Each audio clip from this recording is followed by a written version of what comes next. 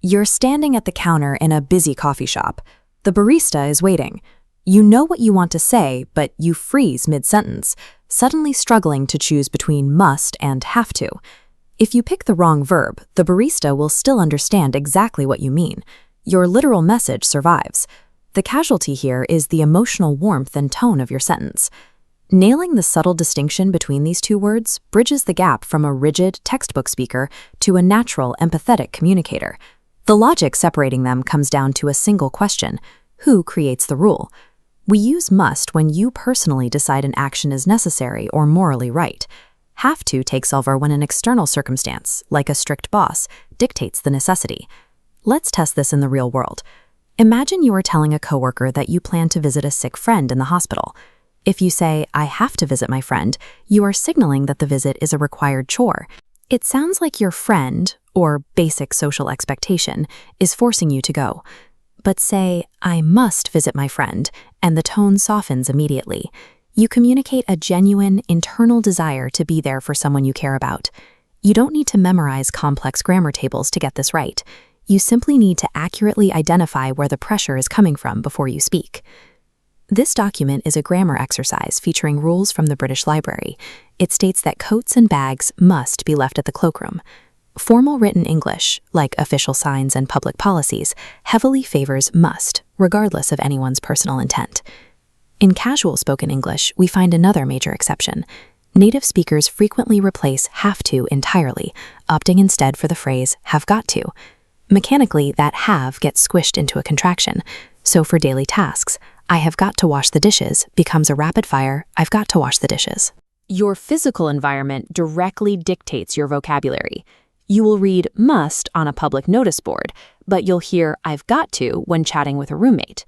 While the positive versions of these verbs behave like close cousins, their negative forms are complete opposites.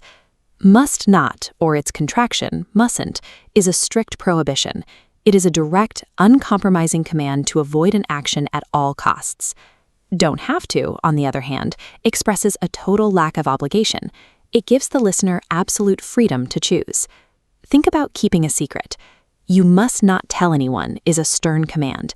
You don't have to tell anyone means the choice is entirely up to you. Mixing these two up creates an uncomfortable social failure. You end up accidentally throwing a severe, aggressive command at someone when you only meant to offer them a friendly choice. This brings us to the most common mechanical error learners make: trying to force must into the past tense to describe an old obligation. Must is what linguists call an anaphorical island. It is a rigid, isolated word that completely lacks a past tense form. To talk about past obligations, you are forced to switch over to had to. You wouldn't say that you must show your passport at the airport yesterday. You had to show it. Beware the temptation to say must have to solve this. Adding have to must accidentally transforms a firm obligation into an uncertain guess about the past, like saying, "We must have shown our passports, but I can't quite remember." Because must gets stuck in the present, have to serves as its flexible, time-traveling partner, stepping in to fill the structural gaps left behind in the past and the future. You are no longer guessing between two identical words. You are categorizing your obligations by their source, their intent, and their time frame. That framework allows you to drop the rigid textbook rules and start navigating social situations with the fluid, emotional nuance of a native speaker. Mastering these subtle distinctions is exactly what we are breaking down in Day 14 of our 145-day grammar challenge. True fluency requires conveying your exact intent without the panic. Subscribe to join the challenge, and we'll conquer your next linguistic headache together.